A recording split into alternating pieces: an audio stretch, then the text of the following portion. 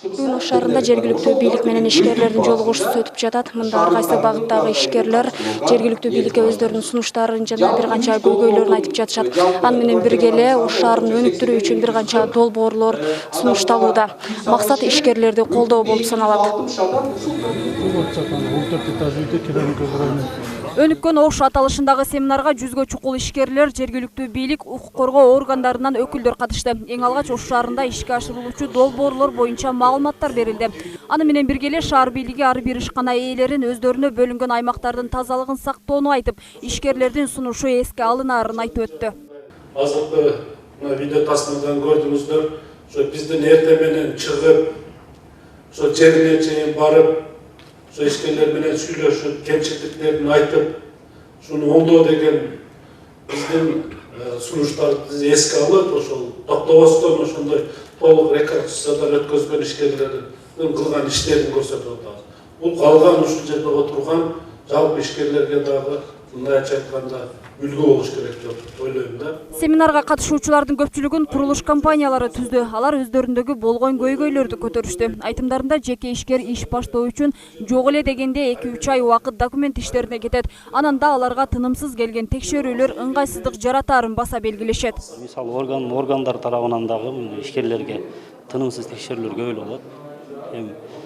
Ошол жагындагы бийлик тараптан кичине колдоо болуп, бир аз жок дегенде бир эле органга тапшырып койсо ошол текшери дегенчи, ошондо ишкерлерге жакшы болот эле колдооңуз.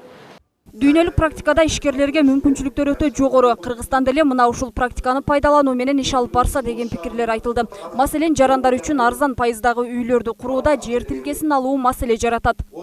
Негизи шаардын өсүшүнө ар бир курулуш компаниясы чоң салым кошуп келди буга чейин. Анан будан кийин дагы кошкону биз дайым даярбыз да. Эң эле биринчи көйгөй жер тилкеси маселеси болот да. Биз эми частный деп коебуз, ошолордон сатып алабыз. Чоң акчага эми баарына эле белгилүү нерсе да.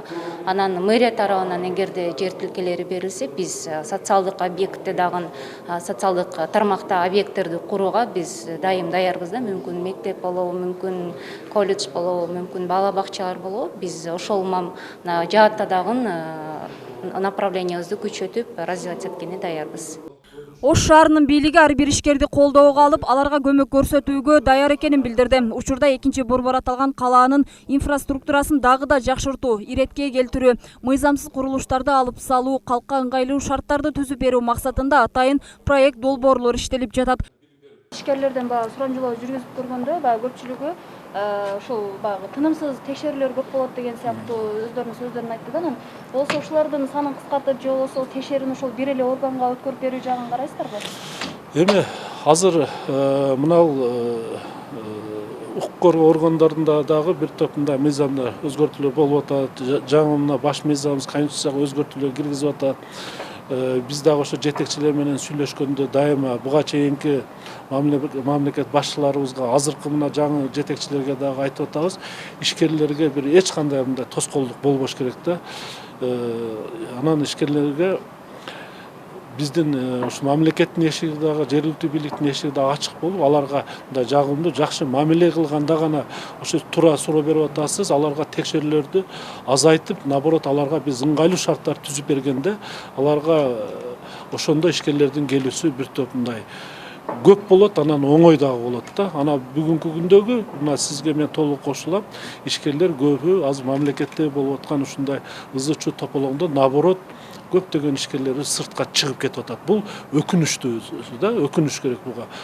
Акыркы убактарда Ош шаарында бир канча курулуштар орун алды. Мектеп, бала бакча, ооруканалар салынууда. Мыйзамсыз салынган курулуштар алынып, эс алуучу жайлар курулууда. Буга улай эле Ак Бура дарыясынын жээги оңдолуп жатат. Аны менен бирге эле Алишер Наваев паркын оңдоо үчүн атайын проекттер иштелип жатканы маалым болду. Мимоза Жаныбек кызы, Айбек Үсөнұлы, Мирбек Конубаев, Ынтымак.